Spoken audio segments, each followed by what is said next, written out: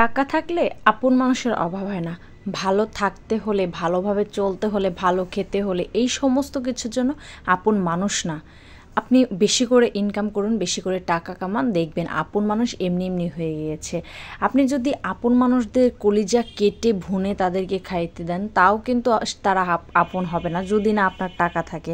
আপনার টাকা আছে, আপনি আপন মানুষদের লাথি মেরে ছুঁড়ে ফেলে দিলেন, দেখবেন যে ওই আপন মানুষটা আপনার টাকার জন্য আপনার পিছেই থাকবে, সে কিন্তু দূরে সরে যাবে না। আর যদি আপনার টাকা না থাকে তাহলে দেখবেন যে কিছু বলাও লাগে না, এমনিতে আপন মানুষগুলো পর হয়ে যায়, আপন মানুষদের চেহারা দেখা যায়। টাকা এমন একটা জিনিস, যেই জিনিসটা আপনার কাছে নেই, টাকা যার কাছে নেই তার কোনো মূল্য নেই। দুনিয়াটাই এমন হয়ে গিয়েছে। আপন মানুষও আজকাল টাকা দেখে আত্মীয়তা করে, আপন মানুষও টাকা দেখে সম্পর্ক রাখে, আপন মানুষও টাকা দেখে আজকে মেলামেশা করে। আপনার কাছে টাকা অনেক অনেক আছে, আপনার আত্মীয় স্বজন, পাড়া প্রতিবেশী যেই হোক না কেন আপনার পিছে থাকবে, আপনার সাপোর্ট করবে, আপনাকে আপনার গুণগান গাবে।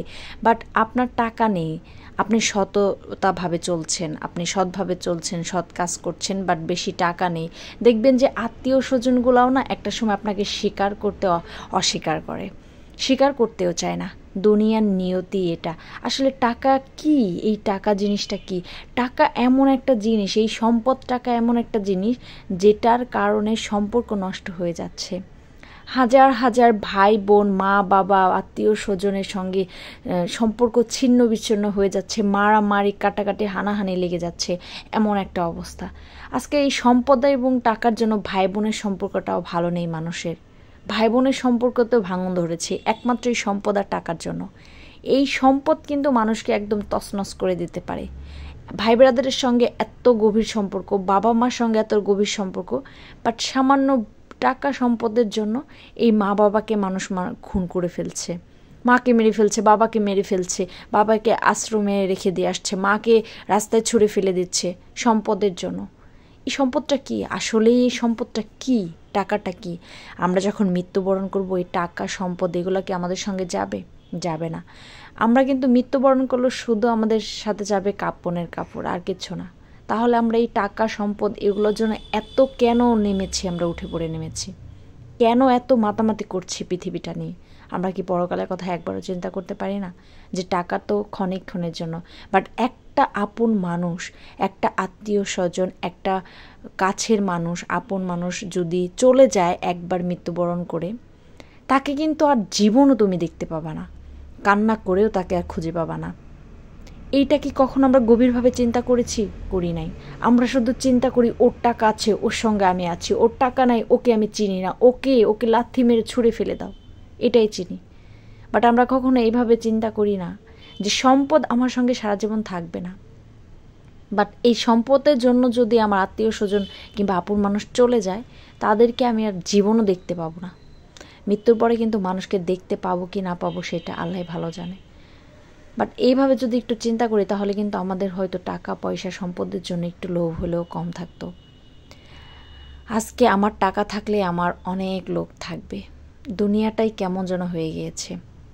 এই জন্য বলছি, টাকা যার আত্মীয় স্বজন তার। টাকা নেই, আত্মীয় স্বজন আপনাকে স্বীকার করবে না।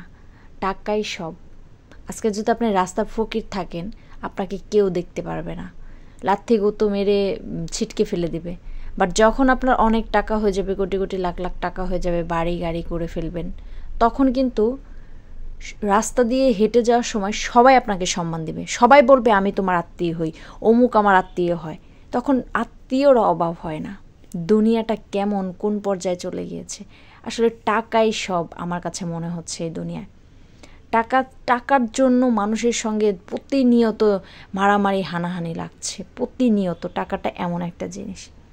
যাই হোক, আজকে এই টাকার বিষয়ে আমি কথাটা বলতাম না, একটা কারণেই বললাম যে আমি অনেক ক্ষেত্রে দেখেছি মানুষের একটু টাকা হলে না মানুষের চোখও উপরে উঠে যায়, তখন কেন জানা না নিচের মানুষগুলোকে চিনতে চায় না।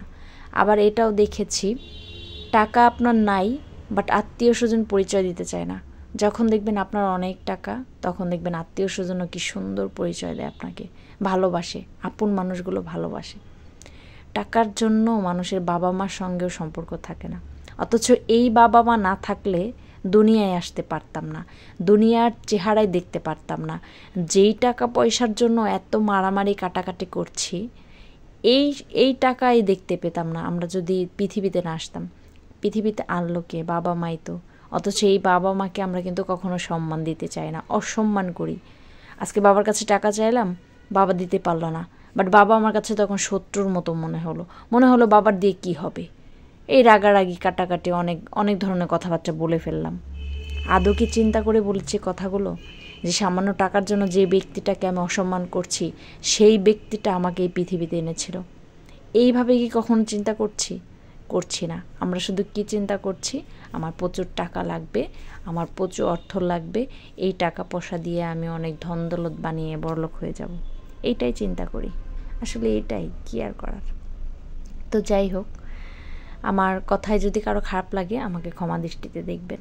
তো আজকে যে কেকটা রেডি করেছি, এই কেকটা হচ্ছে 1 পাউন্ডের মধ্যে। খুবই ইমার্জেন্সি একটা অর্ডার ছিল, বাট কেক বেসটা তৈরি করা ছিল দেখে আমি তাড়াতাড়ি দিতে পেরেছি কেকটা আমি 1 ঘন্টার মধ্যে ডেকোরেশন করে ডেলিভারি দিয়ে দিই। আর যে কালার ইউজ করছি এটা তো দেখতেই পাচ্ছেন, অয়েল বেস কালার। আর অয়েল বেস কালার হচ্ছে সবথেকে ভালো কালার। এই কালারটা হাতে কখনোই লাগে না, বাট এই কালারটা খুবই সুগন্ধি এবং খেতেও ভালো লাগে। এই কালারটা তেতো ভাব হবে না। আপনি যতই ডার্ক কালার আনেন না কেন, গাঢ় কালার আনেন না কেন, আপনি এই কালারটাই কখনোই ক্রিমের টেস্ট নষ্ট হবে না। আমি এই কালারটার সত্যি প্রেমে পড়ে গিয়েছি, এতটা ভালো একটা কালার। এই কালার দিয়ে আমি যখন কাজ করি আমার অনেক ভালো লাগে। আমার হাতে কখনো একটু কালার লেগে থাকে না, হাত ধুয়ে ফেললে একদম চকচকা হয়ে যায়, এমন একটা কালার। এই কালারটা খেলেও আপনার ক্রিমটার টেস্ট একটু নষ্ট হবে না। অনেক দিন হচ্ছে রেডম্যানের কালার ইউজ করেছি, বাট রেডম্যানের কালার লাস্টেরগুলো যেগুলো ইউজ করতাম, কেননা জানি না ক্রিমটা তেতো হয়ে যেত, যার কারণে বাধ্য হয়ে ক্রিমের কালারগুলো চেঞ্জ করতে হলো। আর এইবার হচ্ছে একটু টাকা বেশি গিয়েছে, যাক সমস্যা নেই, বাট ভালো মানের ভালো কোয়ালিটির কালার আনতে পেরেছি, এটাই আলহামদুলিল্লাহ। আমি চাই সবসময় বেস্টটা দেওয়ার জন্য। সামান্য কিছু টাকার জন্য আমি আমার ক্রেতাদের কেন খারাপটা দিতে যাব? কারণ যেটা আমার কাছে ভালো লাগে না সেটা আমার ক্রেতার কাছে কিভাবে ভালো লাগবে, এই জিনিসটা বুঝতে হবে। এই জিনিসটা আমরা যদি বুঝি তাহলে কিন্তু 2 নম্বরই করার কোনো চান্স নেই। বাট আমি যে জিনিসটা খেতে পারবো না সেটা আমি অন্যকে কখনোই দেবো না। যেটা আমি ভালোভাবে খেতে পারবো, যেই জিনিসটা আমার কাছে অনেক ভালো লাগবে, যে জিনিসটা আমি আমার নিজের জন্য যেভাবে পরিষ্কার করে তৈরি করি, সেমভাবে তৈরি করে সেম জিনিসটাই আমি ক্রেতাদের দেওয়ার চেষ্টা করি। এটাই আমার নীতি।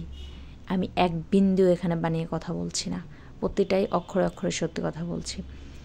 আর অনেকেই বলে যে আপু কেকের 4 সাইডটা কীভাবে পরিষ্কার করেন, ক্লিন করেন। তো দেখতেই পাচ্ছেন একটা টিস্যুর সাহায্যে আমি সবসময় এভাবে কেকের 4 সাইডটা ক্লিন করে থাকি বোর্ডে। এভাবে ক্লিন করলে আপনার 4 সাইডটা অনেক সুন্দর ক্লিন হয়ে যাবে।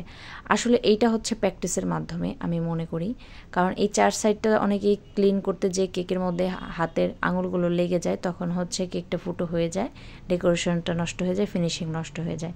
দেন এই জন্য এই কাজটা খুবই সাবধানতার সঙ্গে করবেন। আর অবশ্যই এই কাজটা করতে করতে আপনার হাতের একটা ভালো একটা মাপ চলে আসবে, তখন দেখবেন যে আপনার কেকের 4 সাইডটা মুছতে যে আপনার কেকটা নষ্ট হচ্ছে না। তো যাই হোক, আজকের কেকের ভিডিওটা কেমন লাগলো অবশ্যই লাইক কমেন্ট করে জানাবেন। আর আত্মীয় স্বজন পাড়া প্রতিবেশী যে যেখানে আছেন তাদের খবর নেওয়ার চেষ্টা করবেন, তাদেরকে ভালোবাসার চেষ্টা করবেন। ধন্যবাদ সবাইকে। সবাই সুস্থ থাকবেন, ভালো থাকবেন। আল্লাহ হাফেজ।